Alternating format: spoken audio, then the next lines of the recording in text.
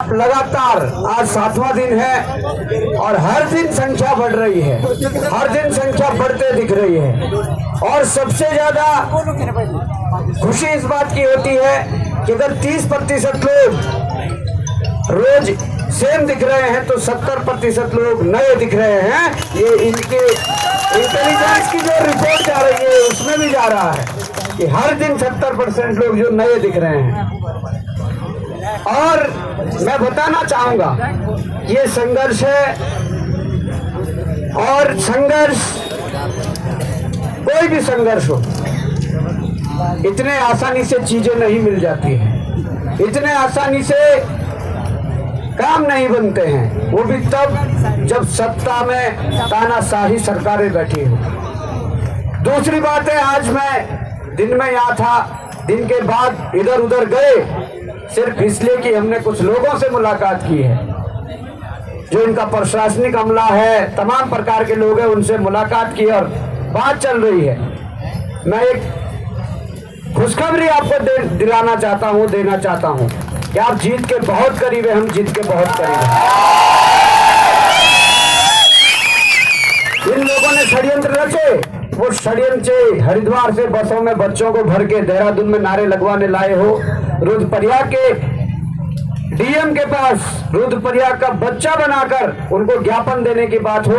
उसके बाद से सरकारी विभागों में हाल ही में हुई भर्तियों में जो नियुक्तियां, उनके माध्यम से सरकार और मुख्यमंत्री धामी का प्रचार हो, या विधायकों के माध्यम से जिस प्रकार से प्रेस कॉन्फ्रेंस करवाने की बात की गई हो, हमने कल यहाँ पर चेताया था उस बात को। और जिन दो विधायकों ने आज प्रेस कॉन्फ्रेंस करनी थी उन्होंने नहीं करी। उन्हें पता है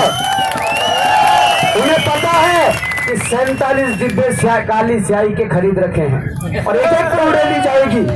जो पीसी तो करेगा पर जो सीबीआई की बात नहीं करेगा, जो पीसी तो करेगा पर परीक्षा निरस्त करने की बात नहीं करेगी, उस पर उड़ेली जाएगी।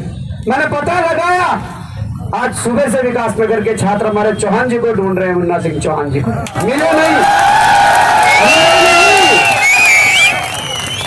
मिले नहीं,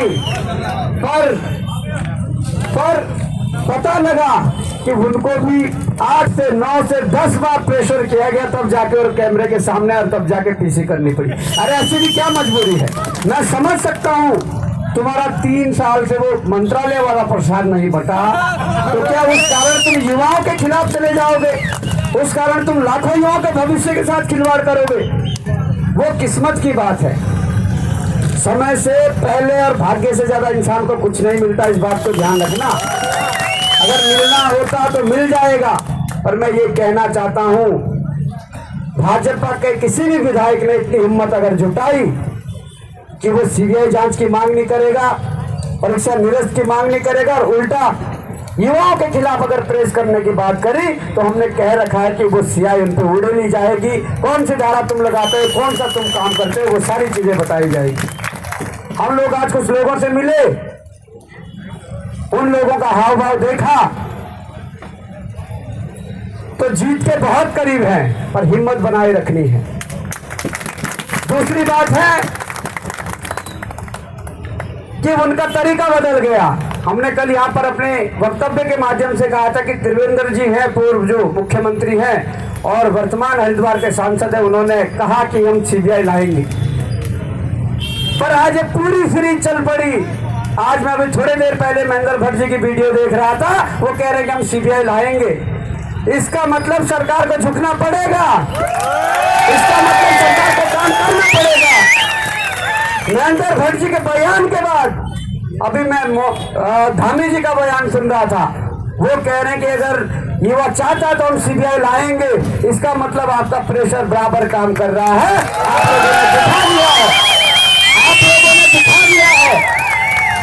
आप लोगों ने दिखा दिया कि एकता में शक्ति होती है और आप इस लड़ाई को लड़ने का काम करके इसे अंजाम तक पहुंचाओगे। ये मैसेज आप लोगों का गया है। पर इसके अलावा हो सकता है कि ये इस प्रकार से बयानबाजी करके, जैसे पूर्व में कही, धामी जी ने गैरसैंण के विधानसभा भवन में कहा था कि आज मैं इस पवित्र मंदिर से बाबा केदार की सौगंध खाता हूं। कि जिन छात्रों पर मुकदमे लगे थे, पढ़ने वाले जो छात्र हैं उनके मुकदमे वापस होंगे। माननीय पर उसके बाद 2 और सत्र गैरसैंण में हो गए पर मुकदमे वापस नहीं हुए। इसलिए हम कहते हैं कि ये झूठ भी बोल सकते हैं, पर अगर उनको मीडिया में आके बयान देना पड़ रहा है कि वो सीबीआई करवाएंगे तो आप लोगों का प्रेशर है, आप लोगों का दबाव है, आप लोगों की जीत है। और हमने कहा, जिनसे हम मिले, हमने कहा कि अगर शुरुआत करनी है तो पहले 1 से गिनना शुरू करो, फिर आगे बढ़ो। 1 से गिनने का मतलब है कि पहले परीक्षा निरस्त करो, पहले परीक्षा निरस्त करो, क्योंकि तुम लोगों ने युवाओं के मन में बहुत सारी शंका पैदा कर दी है। वो इसलिए ये भी चाह रहे होंगे कि हम एक मांग को मान लेते हैं, सीबीआई मनवा लेते हैं, सीबीआई के लिए कर देते हैं, लिख देते हैं, होना ना होना वो केंद्र की बात है। वो कहते हैं कि हम लिख देते हैं और परीक्षा को यथावत रहने देते हैं। मैं कहना चाहूंगा, जब आपने 235 बच्चों को हरिद्वार के एक कॉलेज से भरा और पुलिस सुरक्षा में देहरादून पहुंचाया एकता विहार पर, नारे लगवाए रिजल्ट निकालने के लिए, नारे लगवाए कि भर्ती पारदर्शी हो रखी है। उसके बाद जब हमारे साथी वहां पहुंचते हैं, उनको देख के जब उन्हें बसों में भरा जाता है, जब पुलिस सुरक्षा में वापस हरिद्वार के लिए उनको ले जाया जाता है, तो यहाँ पर मैं धन्यवाद देना चाहूंगा हमारी जो ऋषिकेश की टीम है, तमाम सभी साथियों का, चाहे राहुल साहब होते, तमाम प्रकार के लोग। इन लोगों ने जब नेपाली फार्म पर उन्हें रोका, पीछे से देहरादून की टीम गई, तब जाके एक्सपोज हुए। मैं कहता हूं धामी जी, क्या ये भर्ती इसमें बचाना चाह रहे हो कि करोड़ों रुपए यहाँ से उठाया गया है? आप 15 लाख का रेट देख लीजिए और 15 लाख इंटू 150 कर लीजिए यार, ज्यादा भी नहीं, 150 सीटें बेची होगी। देख लीजिए 20-25 करोड़ का मामला बैठ रहा है या नहीं बैठ रहा है? तो फिर आपने हमारी शंका और गहरी कर दी। जब रुद्रप्रयाग में रुद्रप्रयाग के छात्र नहीं थे और ज्ञापन दिलाया कि ये रुद्रप्रयाग के छात्रों ने ज्ञापन दिया है, इसलिए हम कहते हैं कि गिनती 1 से शुरू करिए। आप पहले परीक्षा को निरस्त करिए, उसके बाद सीबीआई की संस्तुति कीजिए और उसके बाद आयोग के अध्यक्ष को हटाइए और तमाम प्रकार की मांगों को पूरा करते जाइए। और अगर ऐसा नहीं हुआ तो निश्चित ही, मैंने परसों भी कहा है कि इस बॉबी पवार को तुम तब रोक सकते हो जब सुद्धोवाला जेल या किसी जेल के सलाखों के पीछे भेजोगे। जब तक बाहर रहेंगे, एक एक दिन, एक एक रात तुम्हें महंगा पड़ेगा। तुम हमारे आंदोलन को नहीं रोक सकते हो। तुम तभी इस आंदोलन को रोक सकते हो जब जेल के पीछे भेजकर तुम्हारा वही लास्ट हथियार होता है। तुम्हारे हम मुकदमों से डरने वाले नहीं। ये युवाओं के हक की बात है। अगर युवाओं के हक की बात नहीं मानी गई तो मैं इस बार देख रहा हूं, ये युवा केवल देहरादून में नहीं है, आज बहुत बड़ी संख्या में बड़कोट में जिस प्रकार से वहां के अभिभावकों और युवाओं ने दिखाया, मसाल जुलूस क्या होता है, उन्होंने दिखाया कि मसाल जुलूस क्या होता है। तो आप लोगों ने देख लिया होगा, इनका जो इंटेलिजेंस है, इनका आईबी है, एलआई है, वो रिपोर्ट दे रहे हैं। और ये वो रिपोर्ट भी दे, यहाँ हर दिन 70% जो लोग हैं वो नए चेहरे आ रहे हैं। ये वो रिपोर्ट भी दे कि उत्तरकाशी से लेकर पिथौरागढ़ तक, देहरादून से लेकर उधम सिंह नगर तक तमाम प्रकार के विरोध प्रदर्शन हो रहे हैं। अगर आप लोगों ने इस बार आप चूके तो हम समझ सकते हैं कि तुमने आयु सीमा तो कम कर ही दी है। अब युवा जब फॉर्म भरने लायक नहीं रहेगा तो तुम्हारे सामने 27 में फॉर्म भरेगा, तुम्हें चुनौती देगा। मैं चाहता हूं कि ये लड़ाई जिस तरीके से बड़े शालीनता के साथ, बड़े मजबूती के साथ, लोकतांत्रिक तरीके से चल रही है, मैं चाहता हूं कि युवा साथी, मैंने पहले भी कहा है कि जो व्यक्ति सुबह उठता है वो सुबह 2 से 3 घंटे अपने निकाले और पढ़ाई करे। जो रात को देरी से सोता है वो रात को अपने 2 से 3 घंटे निकालें और उसमें शाम को पढ़े। जो दिन में उसको टाइम देना चाहता है और दिन में पढ़े, पर यहाँ हाजिरी लगनी चाहिए, यहाँ हाजिरी लगनी चाहिए। मुझे बड़ी खुशी है कि हमारी बहनें बड़ी संख्या में यहाँ पर डेली आ रही है। वो तप रही है, वो कह रही है, वो पुकार कर रही है धामी जी से कि धामी जी कुछ न्याय करिए। और मैं समझता हूं कि जिस प्रकार से मैं इतने सालों से संघर्ष कर रहा हूं, तो भाजपा के खिलाफ कर रहा हूं, सत्ता के खिलाफ कर रहा हूं, तो मैं बड़े करीब से जानने लगा हूं। कल त्रिवेंद्र रावत जी कहते हैं सीबीआई लाएंगे, आज महेंद्र भट्ट जी भी कहते हैं सीबीआई लाएंगे, फिर धामी जी भी कहते हैं सीबीआई लाएंगे। कोई ये चाल तो नहीं है युवाओं को फंसाने की? चाल तो नहीं आंदोलन खत्म करने की? चाल तो नहीं युवाओं के आंदोलन को यहाँ से उठाने की? आप पहले परीक्षा निरस्त करिए, उसके बाद आप सीबीआई की संस्तुति करिए। और हमने ये भी कहा कि जब आपने एसआईटी गठित की, उस एसआईटी में आपने जस्टिस वर्मा का जिक्र किया कि जस्टिस वर्मा जी यहाँ पर सुपरविजन का काम करेंगे, इसके निगरानी का काम करेंगे। पर जब हमने उनकी डिटेल निकाली तो डिटेल में क्या था, हमने डीएम और एसएसपी के सामने यहाँ पर कहा, पर ठीक है ये आप लोगों की जीत है, हम लोगों की जीत है कि जस्टिस वर्मा को हटाकर वहां पर जस्टिस ध्यानी जी को लाया गया। हमें नहीं पता जस्टिस ध्यानी जी कौन है, पर सवाल ये है कि जस्टिस वर्मा को किसे बचाने के लिए लाया गया था, क्यों लाया गया था? और अगर हम ये चीजें नहीं खोलते तो जस्टिस वर्मा ही रहते। इस प्रकार के षड्यंत्र यहाँ के युवाओं के साथ बिल्कुल भी सहनीय नहीं है। इस प्रकार के जो षड्यंत्र है, मैं कहता हूँ कि इस प्रदेश में, इस देवभूमि में नहीं चलेंगे। पर मैं ये भी बताना चाहता हूँ कि इस युवा की ताकत को आप कम मत आंकना। ये वही युवा है जिस युवा ने इस उत्तराखंड के इतिहास में पहली बार देहरादून के हृदय घंटा घर को पूरा जाम कर दिया गया था। और यहाँ से उठाने की अगर हिमाकत की तो मैंने कहा तुम तभी रोक सकते हो जब जेल की सलाखों को पीछे डालोगे। अगर हम सड़कों में रहे तो सड़कों में तांडव रहेगा जब तक मांगे नहीं मानी गई।